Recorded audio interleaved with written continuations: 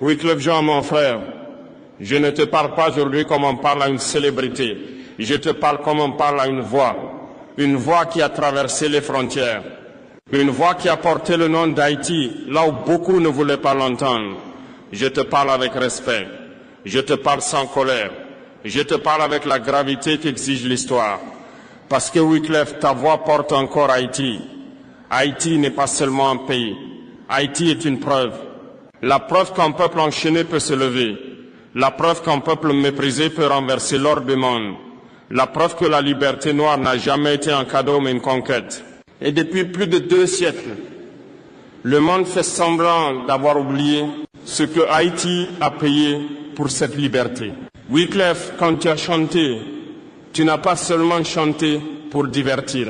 Tu as chanté pour rappeler au monde que Haïti existe, que le peuple haïtien pense, qu'il crée, qu'il résiste. Ta musique a été une porte ouverte là où les portes étaient fermées. Et c'est précisément pour cela que je te parle aujourd'hui. Parce que l'histoire ne demande pas seulement ce que nous avons fait. Elle demande aussi ce que nous avons osé dire quand le silence devenait confortable. Et Haïti vit un temps où le silence est plus dangereux que le bruit. Regarde Haïti, mon frère. On ne lui a pas laissé le droit de se reconstruire tranquillement. On ne lui a pas laissé le droit de respirer. On ne lui a pas laissé le droit de se relever seul. À chaque fois qu'elle tombe, le monde analyse. À chaque fois qu'elle saigne, le monde commente. Mais quand elle parle, le monde détourne le regard. Et pourtant, Haïti n'est pas faible. Haïti est épuisé. Épuisé par des siècles de punition pour avoir été libre trop tôt. Épuisé par des systèmes imposés qui ne servent pas son peuple. Épuisé par les regards extérieurs qui parlent sur Haïti, mais rarement avec Haïti.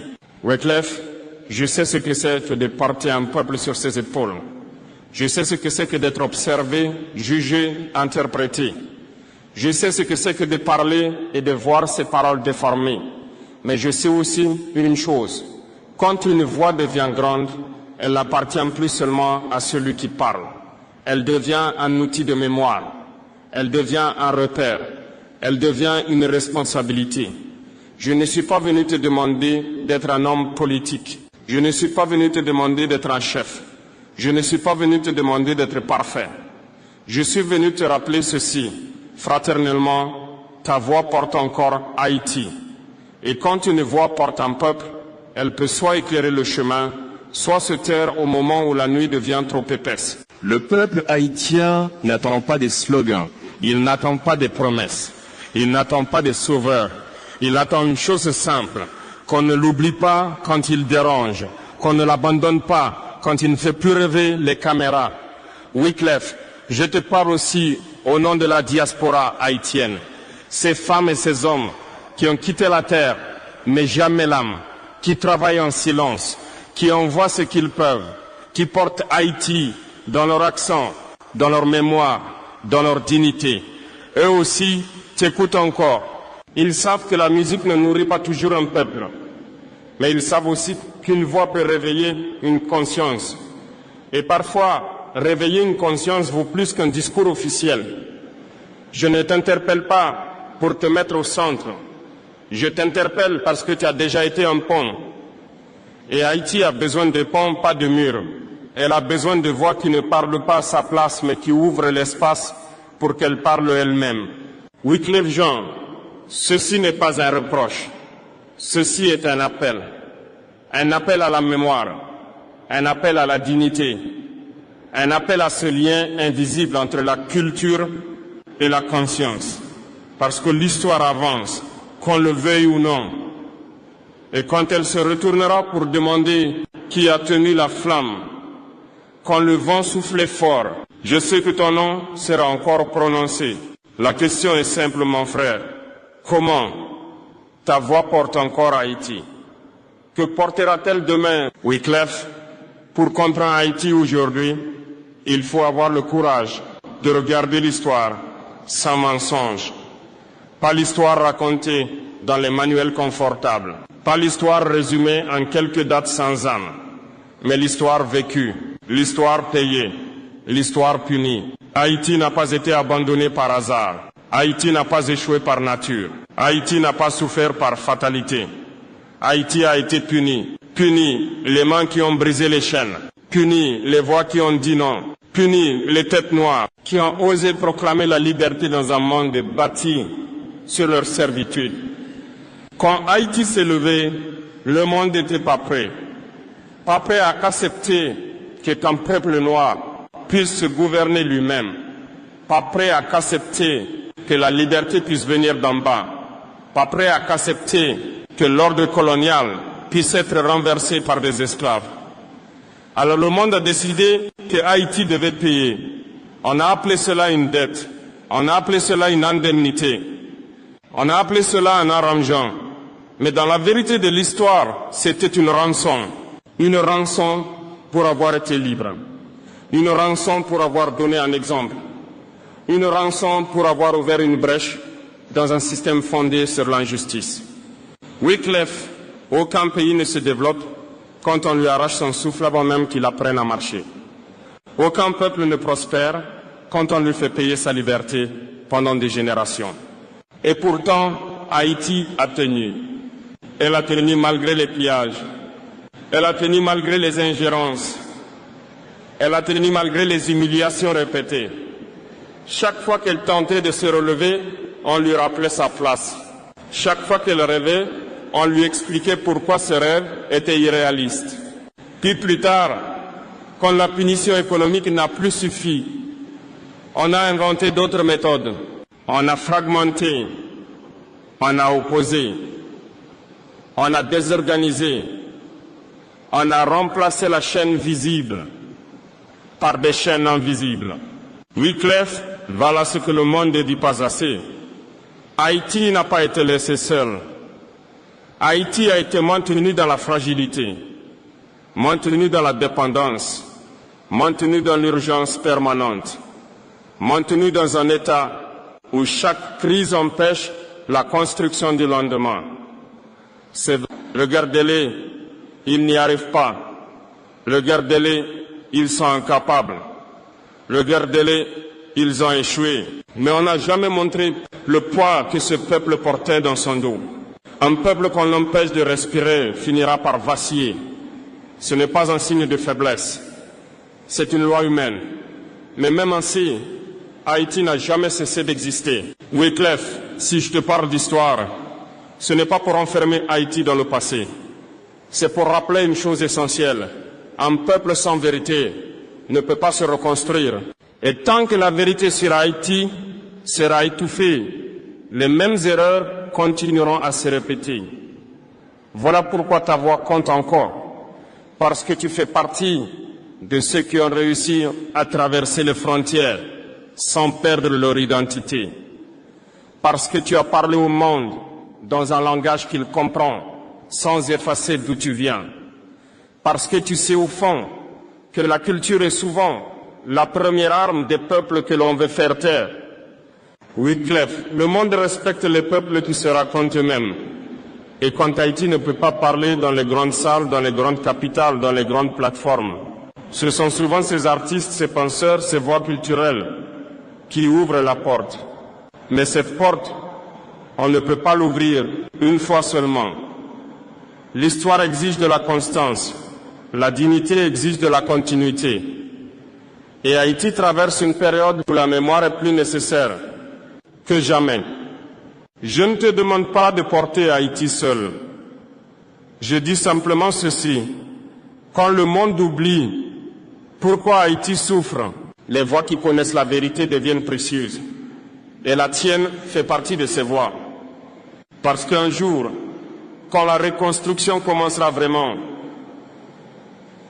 on ne pourra pas dire qu'on ne savait pas. On ne pourra pas dire qu'on n'avait pas entendu. La question sera qui a choisi de se souvenir quand l'oubli était plus confortable. Haïti n'a pas échoué. Haïti a été puni. Et pourtant, elle est toujours là. Wycliffe, il y a un peuple dont on parle trop peu quand on parle d'Haïti. Un peuple sans territoire officiel. Un peuple dispersé. Un peuple souvent invisible. La diaspora. Des femmes et des hommes qui ont quitté la terre mais jamais l'âme, qui ont traversé la mer sans laisser leur histoire derrière eux. Ils travaillent tôt, ils dorment tard, ils se taisent souvent, ils donnent sans compter, et pourtant on parle d'eux comme s'ils n'existaient pas. La diaspora haïtienne n'est pas un détail, elle est un poumon. Sans elle, beaucoup de familles ne respireraient plus. Sans elle, beaucoup de foyers s'effondreraient. Des repères visibles qui parlent pour elle avec clarté et dignité. Quand la crise éclate, on voit des chiffres. Quand la violence explose au monde des images. Mais quand la diaspora agit, quand elle tient, quand elle résiste en silence, on n'en parle presque jamais. C'est là que la culture entre en jeu. La culture n'est pas un divertissement quand un peuple souffre. Elle devient un langage de survie. Une chanson peut franchir ce qu'un discours officiel ne franchira jamais. Un refrain peut atteindre là où les rapports échouent. Et toi, Wyclef, tu sais cela mieux que personne. Tu as vu comment une musique peut réveiller une mémoire. Tu as vu comment une voix peut rassembler des fragments dispersés. Tu as vu comment un artiste peut devenir un point de ralliement sans jamais lever un drapeau. Mais laisse-moi dire ceci avec franchise et respect. Quand une voix devient visible, elle ne choisit pas seulement ce qu'elle dit. Quand une voix devient visible, elle ne choisit pas seulement ce qu'elle dit. Elle choisit aussi ce qu'elle ne dit pas. Et parfois, le silence d'une grande voix résonne plus fort que le cri des anonymes. Je ne te parle pas d'obligation morale abstraite. Je te parle d'un fait humain. Quand un peuple souffre longtemps, il cherche des voix qui lui ressemblent et qui ne le trahissent pas. Pas des sauveurs, pas des héros, mais des témoins fidèles. La diaspora haïtienne n'attend pas des slogans. Elle attend de la cohérence.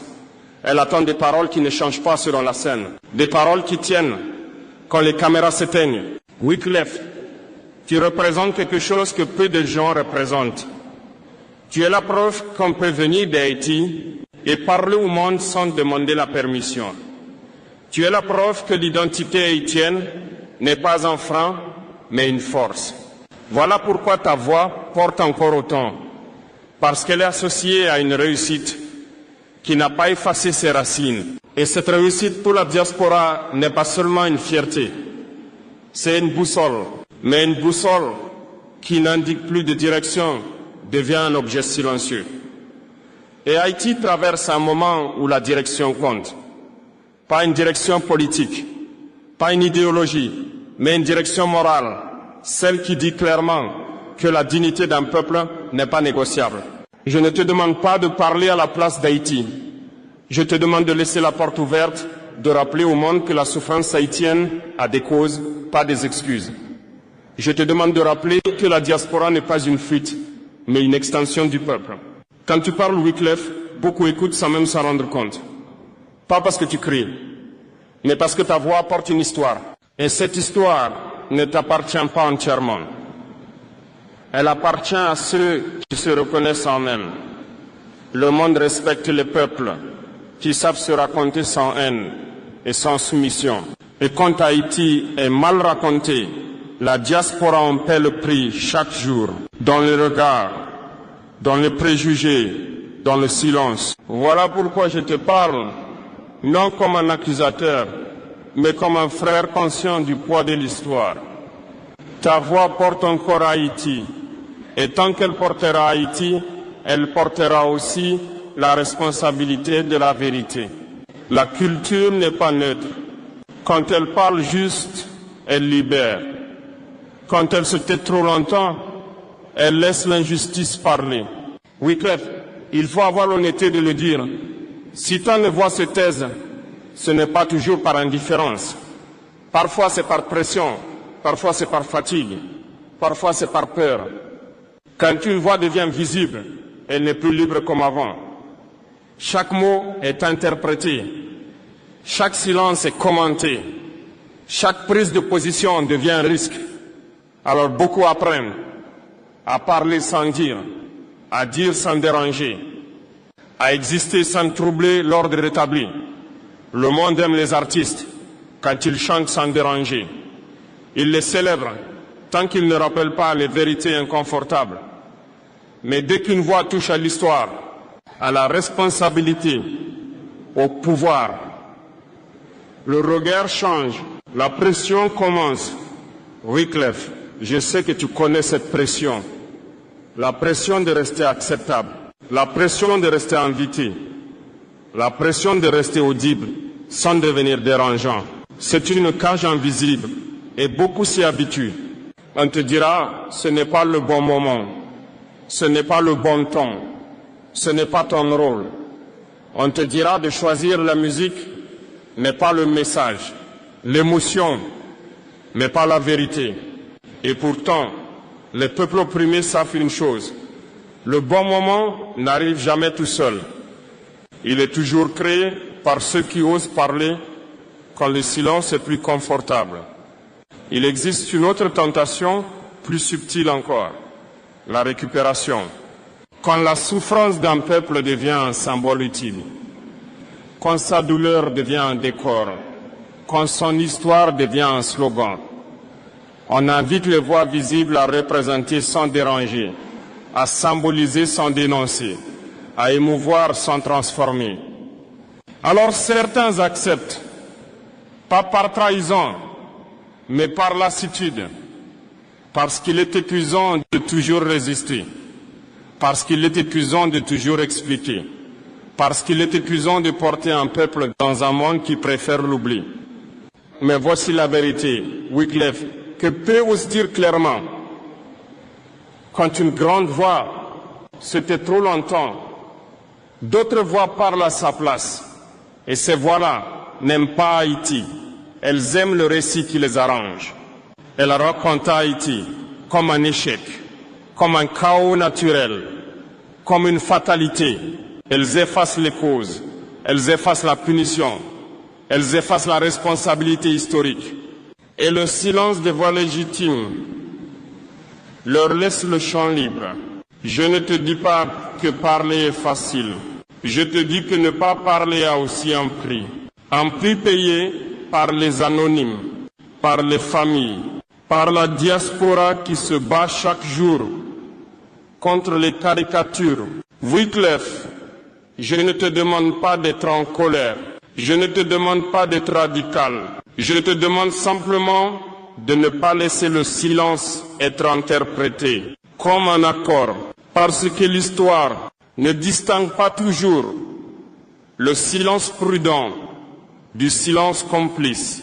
Elle observe, elle note, elle se souvient. Et quand demain, on demandera où étaient les voix quand Haïti s'enfonçait dans l'incompréhension mondiale, la réponse ne devra pas être « elles avaient peur ». Je sais que parler expose, mais je sais aussi qu'une voix juste protège plus qu'elle ne détruit. Elle protège la mémoire, elle protège la dignité, elle protège la vérité. Wyclef, ta voix n'est pas obligée de tout porter, mais elle peut empêcher que le mensonge devienne officiel. Elle peut rappeler au monde que Haïti n'est pas un problème, mais une conséquence. Et parfois cela suffit. Un mot juste au bon moment peut changer une perception. Une phrase claire peut fissurer un récit dominant. Le silence protège parfois l'individu. La parole protège parfois le peuple. L'histoire, elle, ne protège personne. Wyclef, nous arrivons au terme de ces paroles, mais pas au terme de la responsabilité. Car un discours peut finir, mais la mémoire, elle, continue. Je t'ai parlé de l'histoire, non pour l'enfermer dans le passé, mais pour l'empêcher d'être répétée dans l'oubli. Je t'ai parlé de la diaspora, non pour la glorifier sans exigence, mais pour lui rendre sa place légitime. Je t'ai parlé de la jeunesse, non pour la rassurer avec des illusions, mais pour lui transmettre une vérité qui libère. Et maintenant, je te parle de l'avenir, pas l'avenir abstrait, pas l'avenir rêvé, l'avenir réel, celui qui se construit par des choix simples et constants. L'avenir d'Haïti ne dépendra pas d'un homme. Il dépendra de la fidélité collective à une dignité ancienne. Une dignité qui ne s'achète pas, qui ne se négocie pas, qui ne s'oublie pas. Wycliffe, les peuples ne demandent pas que leur voix visible soit parfaite. Ils demandent qu'elle soit fidèle. Fidèle à la vérité quand elle dérange. Fidèle à la mémoire quand elle fatigue. Fidèle à la dignité quand elle coûte. Haïti ne réclame pas des promesses nouvelles. Elle réclame que l'on n'efface pas ce qu'elle a été pour mieux comprendre ce qu'elle peut devenir. Quand tu parles, le monde écoute parfois distraitement. Mais Haïti, elle, écoute toujours avec attention parce qu'elle reconnaît les voix qui n'ont pas rompu le lien. Je ne te demande pas de porter Haïti seul. Je te demande de ne pas rompre le fil, ce fil fragile qui relie la mémoire à l'avenir, la culture à la conscience, la réussite individuelle à la responsabilité collective. Car un peuple qui garde ce fil vivant ne disparaît jamais. Il traverse, il résiste, il se transforme. Wycliffe, un jour viendra où les tempêtes se calmeront. Un jour viendra où Haïti parlera avec plus de stabilité, plus de force, plus de sérénité. Et ce jour-là, on se souviendra de ceux qui n'ont pas détourné le regard quand la nuit était longue. On se souviendra de ceux qui ont parlé sans haine, de ceux qui ont expliqué sans humilier, de ceux qui ont aimé sans posséder. L'histoire ne demande pas des héros permanents, elle demande des consciences constantes. Alors je termine par ces mots simples, mais lourds de sens. La mémoire est un serment, la dignité est une direction, et la fidélité est un choix quotidien. Wycliffe Jean, ta voix a porté Haïti, elle la porte encore. Que demain, elle porte aussi la clarté, la fidélité et l'avenir. Nous là, aujourd'hui, demain, toujours.